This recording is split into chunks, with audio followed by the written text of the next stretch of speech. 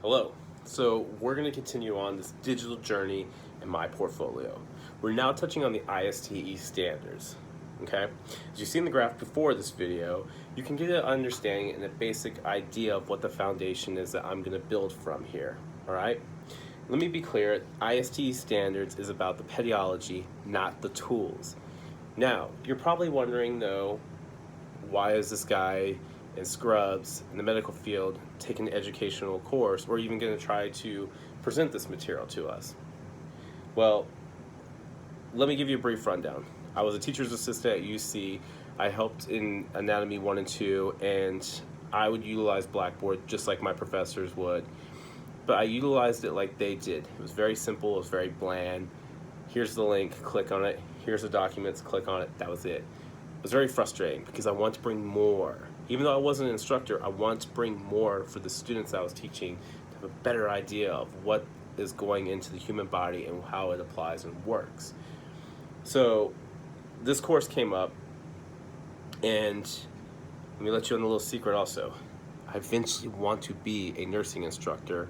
So with that said, this is a perfect opportunity to utilize this course and learn. And trust me, I'm sure this professor that I had was very hesitant to let a student in the medical field come into it. However, I succeeded so far.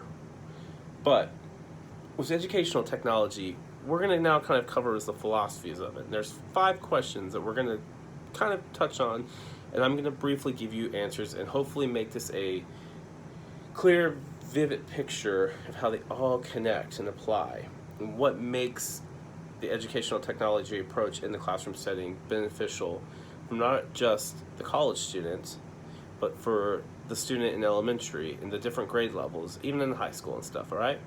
So let's jump into this, okay? First question overall is, what is the purpose of school? We all know what the purpose of school is, do we not? The purpose of school is to help us become an educated person. We need, nowadays especially, to be very, very educated, to be in a stance in our life in adulthood where we're able to make the money to support ourselves and our families and have the house and have the car or have the benefits and the luxury of going out and doing things. It's that simple. But it also, you need to know your skills and the set fields that you are going into and the different studies that you are trying to bring to the table as a student and learn. I can't be in this medical field cutting up patients and stuff if I have no idea of basic anatomy or basic understanding of how it all works and applies. There's different approaches that go into these things, and you have to know these things, but you have to take it from the person that is able to teach it. So that is the purpose of school, for us to learn. But now we're going to go into the next question. Who is the educated person?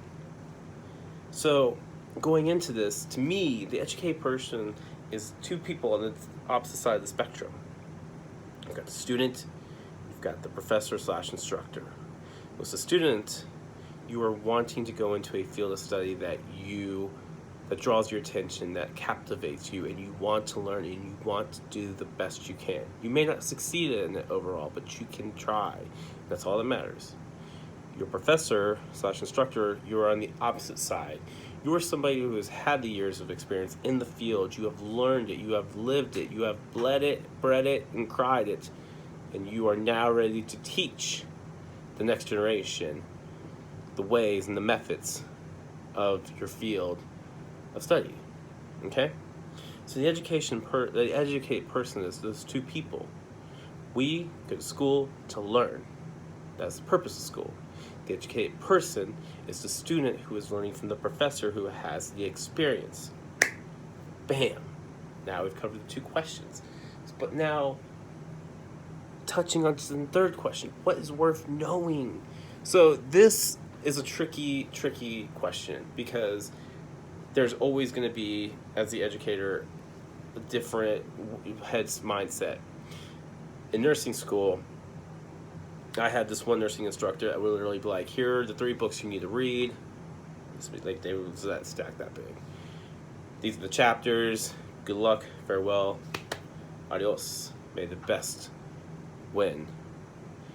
And I had another nursing professor that gave you the guidance to what you needed to know and touched on things that would be on the exam or be on the quizzes or be on they gave you the trail to follow in their classroom setting of what you need to learn. So knowing what is worth being taught and presented is very tricky because it depends on the person you are. Me, wanting to be a nursing instructor down the road one day, I don't want to be that professor that gives you the information and be like, here, learn this all, good luck. To me, I feel like I'm literally taking you quail hunting and I'm going to throw the books at you like shooting off a shotgun, and I just pulled a Dick Cheney and shot you in the face as a student, and that's not cool. You need to be able to have a basic foundation for these students to know what they need to know and have an idea of what they're going to expect on the quizzes and exams. You're not going to take their hand and give them the full answers, but you can at least kind of guide them and push them in the direction they need to know what is worth knowing. To me, that is very important. So this also kind of touches into the last two questions. What is good teaching and what is good learning? Good teaching, we'll touch on first, is being able to be the instructor and take that material, what needs to be known, what are the most important things, and give it to that student and make sure they understand it. Because not every student is going to learn the same way. They're not. Everybody is very different. Some can learn by audio, some can learn by visual, some can learn by haptics. It just depends. But you have to be able to present it to where they grab it and grasp it and soak that up in their spongy mind and walk away like, I know what they're talking about, at least have an idea. And this is also what good learning can fall into, because learning and teaching are the same thing.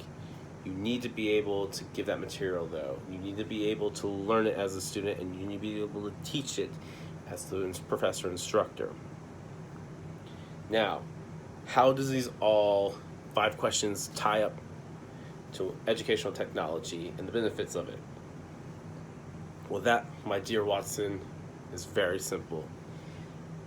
Educational technology is being used and being utilized in a way that the student who has to sit in the classroom that one day, that one time for an hour, 30 minutes, and get all the information thrown at them at once and try to remember what that professor was teaching them in person and try to go back and jog their mind of what was said, what was done. Educational technology is a way that, for Dr. Bauer for this course, was able to set up a Prezi that gave the information, gave videos where he interacted with you, and you felt like you guys were having an interpersonal communication to where it was a one-on-one setting.